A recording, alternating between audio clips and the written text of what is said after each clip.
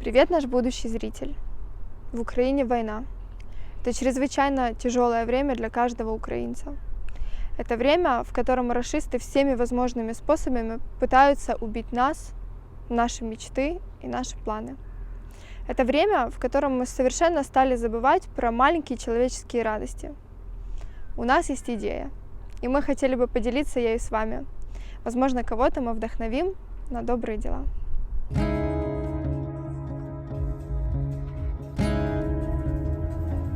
Справа в тому, що у мене немає дому, і за правилом доброго тону, як за правилом доброго ременя, згадаю, з якого я племені, пригадаю, з якого міста, і чекаю на своїх героїв, мене просто нема де сісти.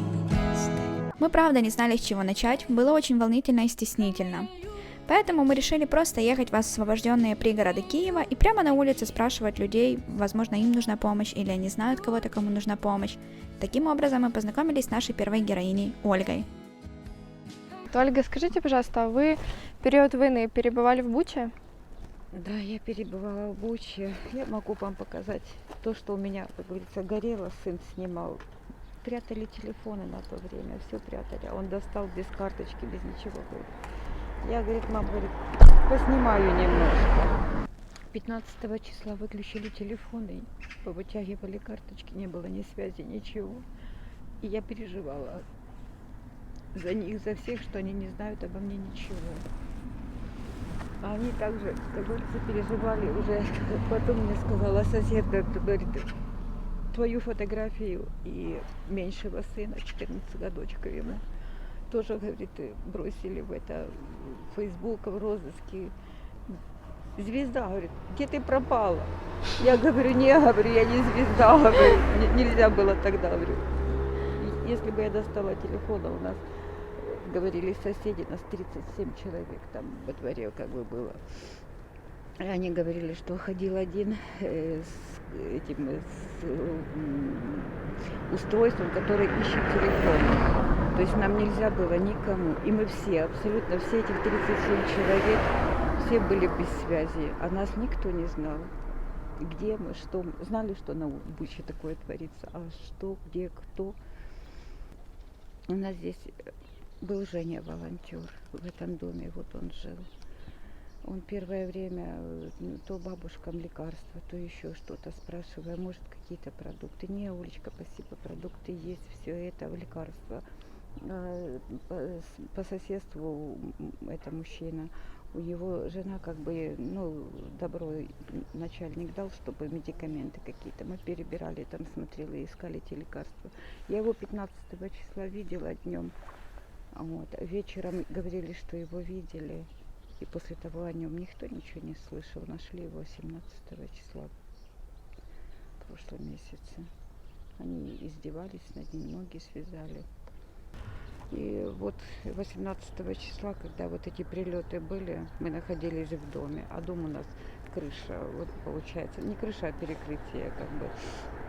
Вот. Балки вот такие, и между ними пенопласт. Не дай бог бы в дом попало, мы бы не спаслись просто. Так попало как раз, у меня 2 козёнки были, гуси были в сарае, как раз прилет был самый первый туда.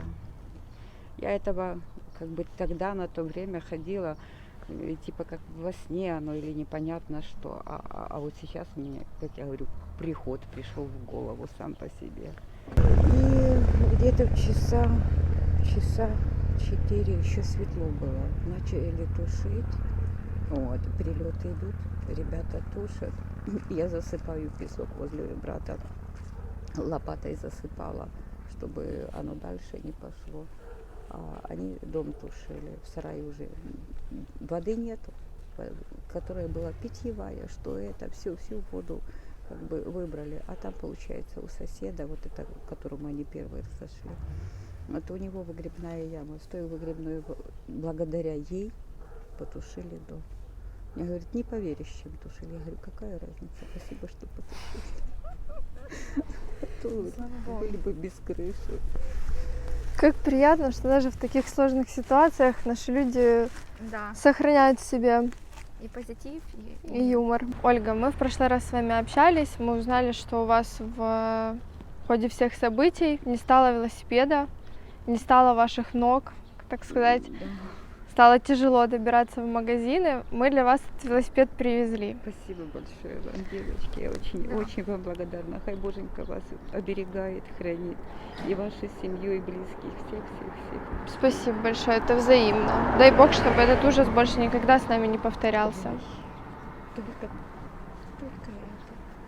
Не плачь.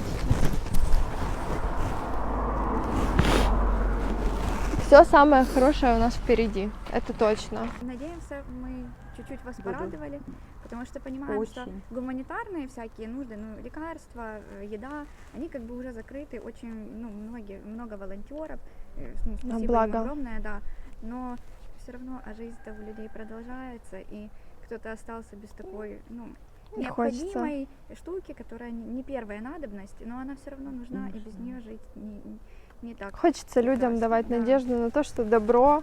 Есть добро, как говорится, всегда побеждает зло. Это самое главное. Главное в это еще верить. Мы очень рады, что мы с вами познакомились, что мы вас нашли, что мы смогли хоть немножечко порадовать. Пусть вам хорошо служит, пусть никогда больше не происходит Всё будет таких хорошо. страшных вещей.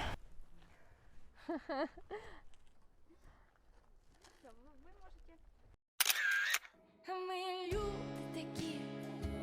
Далее волонтеры, которые ежедневно раздают еду, подсказали нам, что буквально в конце этой же улицы мы можем познакомиться с девушкой Лесей, которая оказалась в очень непростой ситуации. Она и стала нашей следующей героиней. Что значит стыдно? Здравствуйте. Мы ж от души. Да, честно, мы...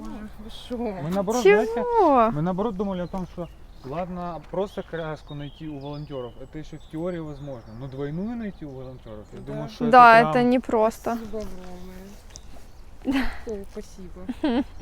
А это передадите Давиду. Давидушки сейчас нету, он в Сильву, дедушка его приехал. Ну, приедет. забрал. Спасибо Да. огромное. Вы здесь были во Да, время? я всё время Ну, здесь какие-то, знаете, какие-то, может быть, свои ощущения, которые... Девочки, страх. Ужасно просто страх. Какие ощущения? Очень боялась. Не то, что там страх, это я даже не знаю, как сказать и передать вам. Это ужас какой-то, если честно. Боялась за детей, за себя, естественно, боялась. А за деток у меня их 3. Представляете, как мне тут было одной? У меня еще мама инвалид. Она не... И детки еще совсем И маленькие. это очень. Они у меня вообще, получается, были по 3 месяца девчонкам. И Давидушке 2,10. То есть это вообще очень тяжело. У нас ни света, ни газа не было. Вообще ничего. Холодно. Ну это такое. Это свет, газ, это такое. Очень страшно. Я вот это как вспоминаю. А как с едой, с водой было? Да никак. Было такое, что мы не кушали с бабушкой. А воды у нас не было. Слава богу, что у нас тут есть колодец. Люди его уже воду эту убрали, какая есть.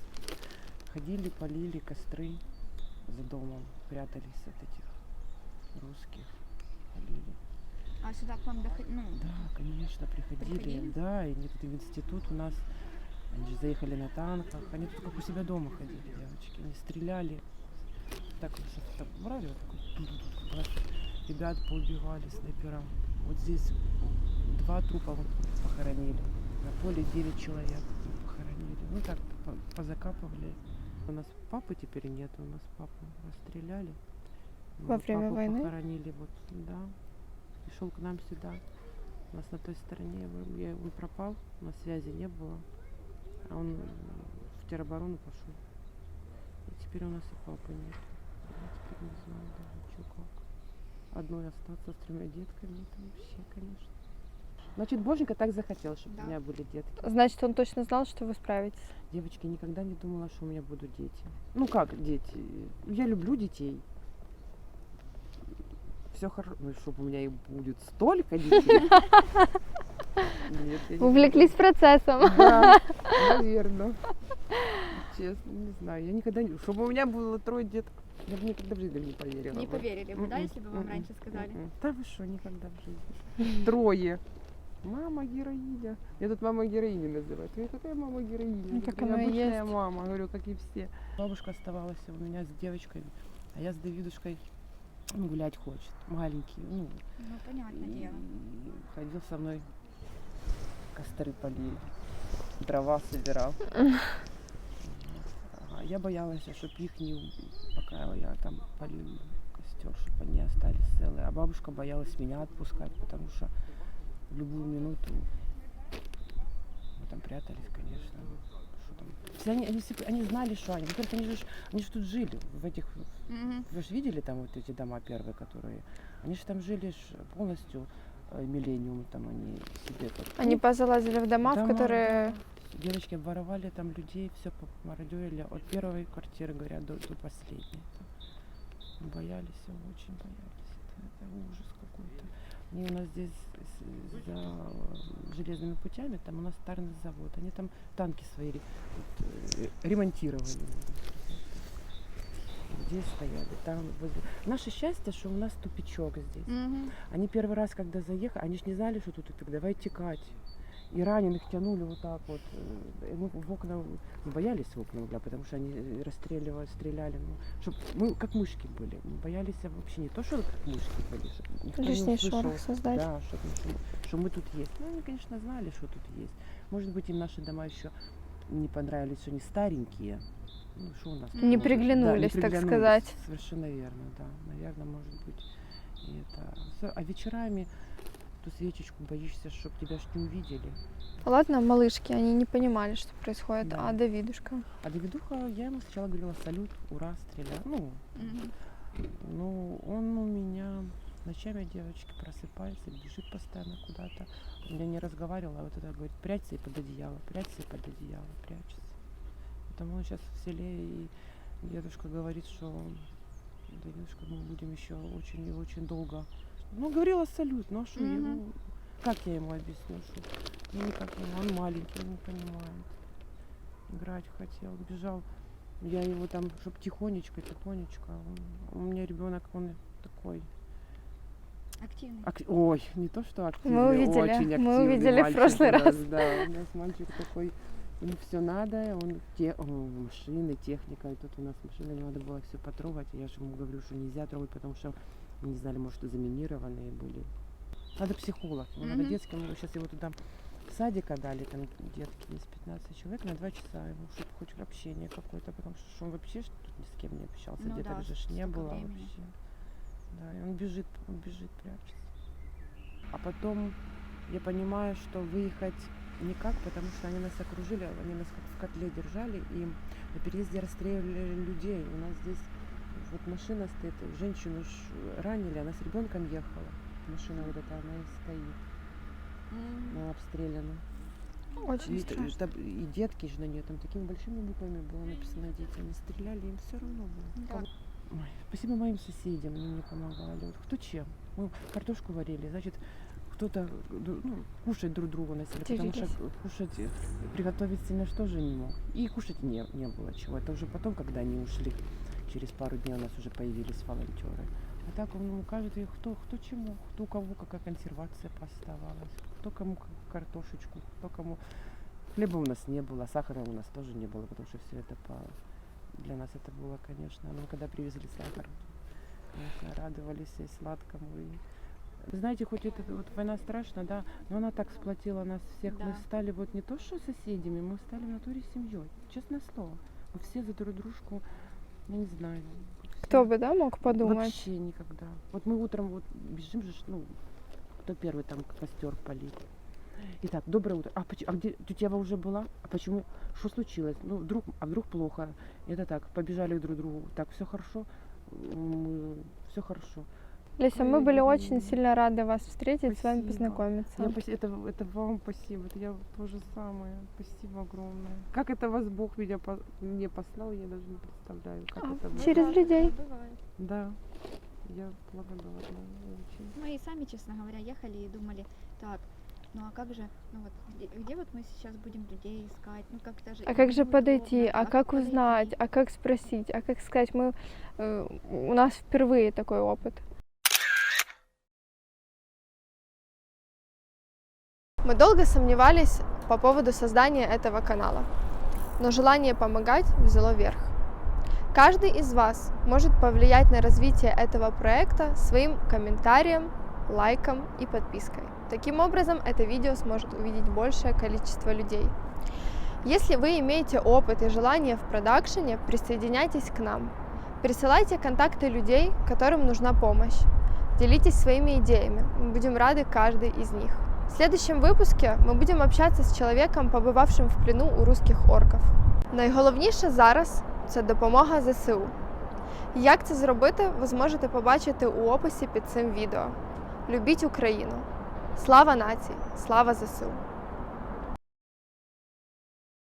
І свистало над головою, і все. Боялась навіть виглянути оце. Вигляну з-за угла і туди перебіжу, і назад. Отака жидка була. Ще й голодали вдобавок, картоплі не щитали. А вже як наші прийшли, тоді вже ми зажили. Слава Богу, прийшли. Так, прийшли, слава Богу, щоб навсігда прийшли. А ті чорти, щоб ніколи в житті не повернулися сюди, щоб сюди дорогу забули.